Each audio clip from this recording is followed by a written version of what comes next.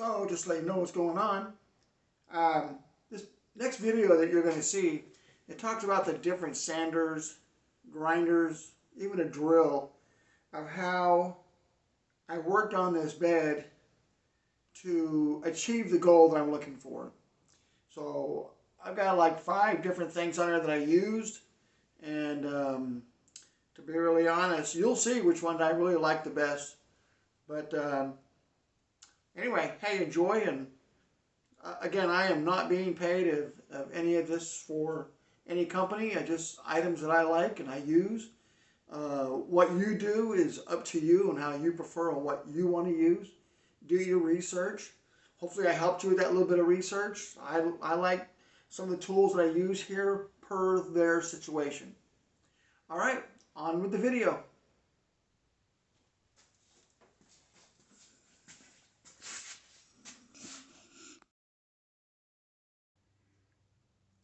Rich from Oklahoma. I like this one. A man is his castle, but his garage, oh my gosh, his sanctuary. Hey, anyway, here's what I got for you.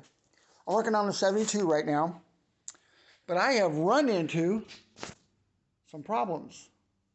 Now, you may have run into the same problem that I have. And I'm going to do a little discussion today on these problems, fixes, and individual problems that we can try to work through, and maybe I can help you so that you don't have to go through the same bull crap that I went through. Okay, so need to sand down the bed, grind, get all the rust off, blah, blah, blah. I need to do the fenders. I'm doing this as the left rear fender. Okay, that's what we got so far. Okay, so here's how we got. Now, when I was using chemical, if you don't like the smell, do not do it. If you do not like the gagging, the intoxicating smell that comes out of that can when you're spreading that chemical across there, don't do it. Because yes, as the chemical was stripping and doing its job, I still had to do this. See, it didn't take it all the way down to metal. This is chemical with a little bit of sanding afterwards. This is grinding with a machine I'll show you here in a second. So I'm going to show you the tools I've used up to this point, and God forbid, maybe they might help you. All right, first one right here. Got this little metal deal on here, and it's like on a drill. It does really good in those tight spots, but here's what happens. The drill starts doing this. Starts doing that crazy ass walk around. That's no fun. But every tool I'm about to show you does have its spot. So the next thing I have that I got was this. A little sanding disc, a little grinder. Again, it has its particular ups and downs. Probably not the best for this job, but we're getting there. Then we have the old DeWalt sanding disc, capturing all the dust, which it does do that. It does a pretty good job of that. I'm not knocking that. But it's just under 5 inches of area. And does make a little bit of noise. Yes, it creates a little bit of debris everywhere. So this would be a strike one. Only in particular spots. This is overall pretty good, but here's the problem you run into. You end up riding on this edge right here. Then that tends to put dips, into the metal that you can't see until you're done. This here again, less than 5 inches, but this is an 80 grit. It gives up like in probably not even 10 minutes. It just flat gives up. So I already had this one for a long time. I just hadn't had anything to apply it yet. So it's got this black stuff on here. Wow, this thing is really good. And I do like the setup. It's nice. It does the job. Here's the problem.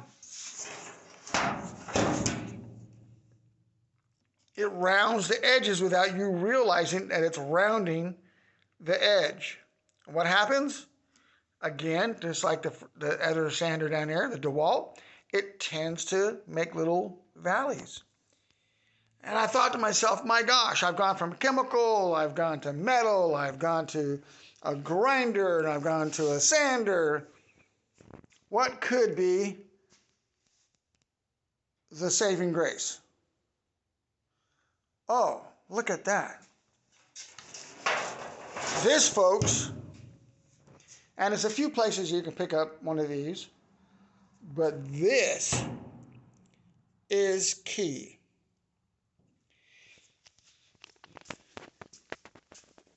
This whole fender,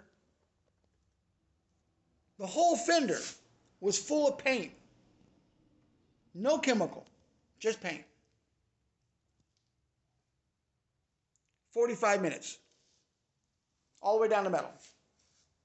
No warps, no weird dips, no craziness, and it leaves the right amount of scratches.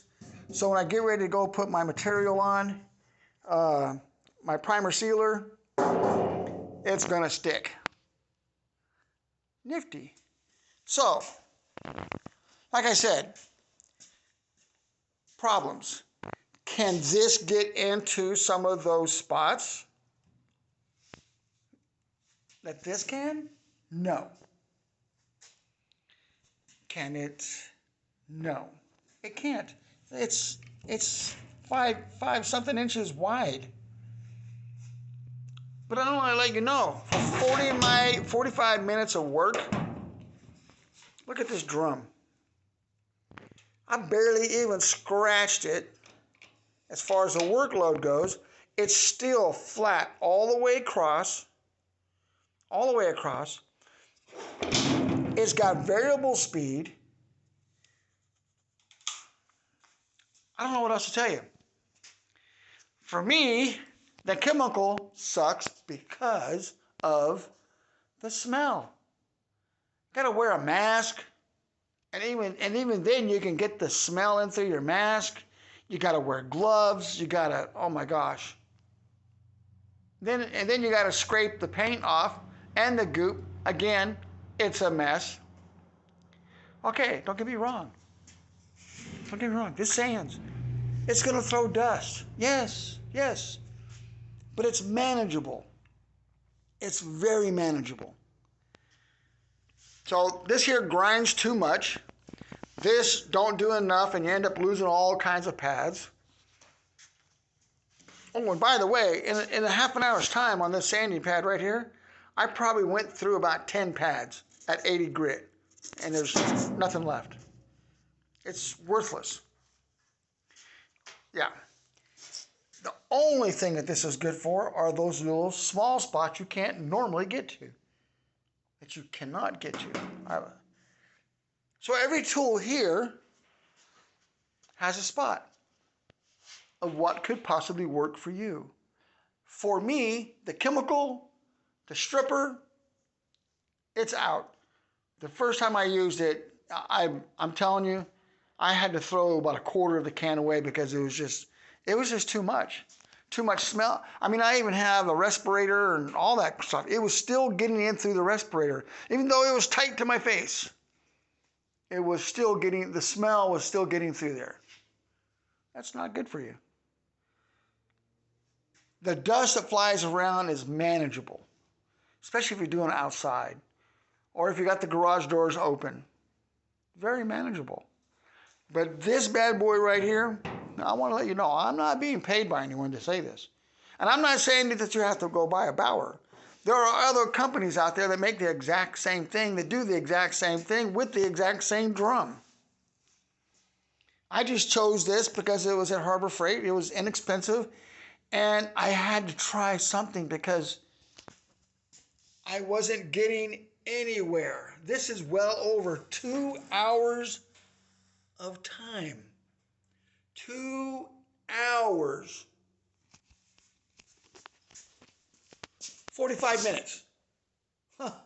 I don't know. I'm not a rocket scientist, but I got to tell you,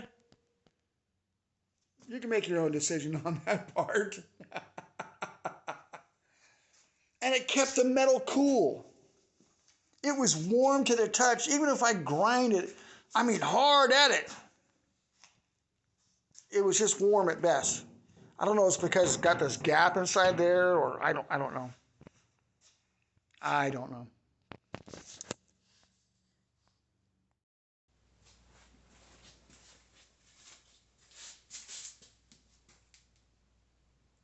Hey, thanks for watching the video. I hope it helped you out, gave you a little bit of insight between chemical, between mechanical, grinding, sanding.